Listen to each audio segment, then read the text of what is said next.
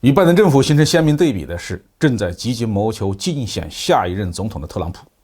他丝毫也不掩饰自己对于普京的赞赏之情呢。他说，普京承认乌东两地独立是天才精明之举。如果我们用一种隔代修史的心态来看待普京的这个政治举动，就会发现特朗普的评价其实还是蛮中肯的。各位网友大家好，欢迎来到包明说。这期话题我们说的是连特朗普都发言嘲讽拜登在乌克兰问题上颜面丧尽，完全是自找。俄罗斯宣布承认顿涅斯克、卢甘斯克人民共和国为独立国家之后呢，全世界都在目不转睛的看着美国方面会做出什么样的反应。这是因为从去年11月份开始，美国就一再挑动乌克兰局势，并且多次扬言已经准备好了非常严厉的制裁措施来对付俄罗斯。但是普京的声明发表之后，美国方面的表现却让所有的人目瞪口呆。我们既没有看到美国大军压境，准备给乌克兰政府提供军事支持，也没有看到美国方面拿出什么非常可怕的制裁措施，比如说把俄罗斯踢出国际银行间的交易体系，切断俄罗斯与欧洲之间的所有天然气管道等等。现在美国仅仅是制裁了几家俄罗斯的银行，另外在普京讲话后的24小时之内美国还是向俄罗斯购买了价值7亿美元的石油天然气产品。所有这一切不得不让人问上那么一句，拜登政府到底行不行？与拜登政府形成鲜明对比的是，正在积极谋求竞选下一任总统的特朗普，他丝毫也不掩饰自己对于普京的赞赏之情呢。他说，普京承认乌东两地独立是天才精明之举。如果我们用一种隔代修史的心态来看待普京的这个政治举动，就会发现特朗普的评价其实还是蛮中肯的。在过去3个多月的时间里面，美国政府不断的在全世界的鼓噪，说俄罗斯政府在乌克兰周边集结了19万大军，准备用100个营的兵力进攻乌克兰。进入2月份拜登政府甚至还公开撒谎，说俄罗斯军队会在2月16号进攻乌克兰，之后又改口说在2月20号。现在我们可以看到，实际上美国的情报还是有来源的，但是当普京真正做出反应的时候，全世界的人都不得不赞赏一句，这位科格布特工出身的政治家的确是有很高超的手腕。他没有放一枪一炮就凌厉地回击了西方，还实质性的把俄罗斯的控制范围向前推进了几十公里。最可笑的是，美国从政府到军方竟然为俄军找理由，说这种行为不是入侵。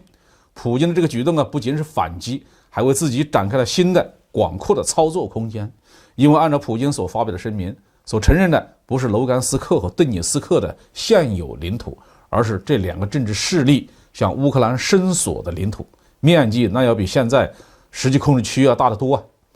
这些伸索的领土目前被乌克兰军队所占领，其中包括乌克兰东部的著名城市坦克工业中心哈尔科夫。那么这2个共和国伸索的土地该怎么办？要还是不要？用什么办法要？这就给后续的政治操作留下了巨大的机动空间。从理论上说卢甘斯克和顿涅斯克2个共和国可以向俄罗斯请求军事援助，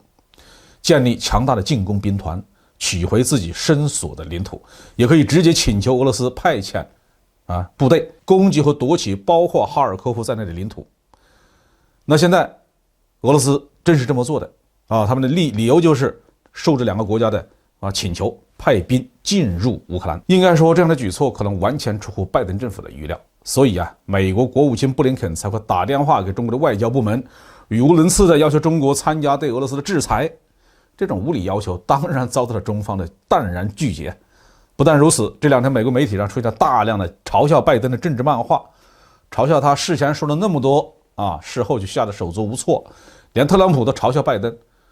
说他一共派去了3000名军人，这么点人除了能惹麻烦还能干啥？虽然拜登实际派遣到欧洲的军人可能更多一些，但是特朗普的观点依然是成立的。应该说拜登这一次在关于俄罗斯和乌克兰的事件这个问题上是叫做颜面丧尽，但完全是自找的。正如中国外交部发言人所说的，北约5次东扩到俄罗斯的家门口，是否想过把一个大国逼到绝地的后果？以俄罗斯的国家实力和军事力量，这次行动不过是牛刀小试而已。普京会不会就此转守为攻，从此以更强硬的态度对待北约，这个应该说事情的结果是必然的。但是我们相信，如果美国不在欧洲大规模的部署主力部队，欧洲各国一定不会跟俄罗斯对着干，没有那个胆量，没有那个能力。北约历次东扩吃下去的土地要不要吐出来呢？可能也值得期待。但是我想说的是，北约本身就是一个冷战的产物，它的军事对手华约早就不存在了，北约还有什么存在的价值和必要呢？这完全是以美国为首的北约国家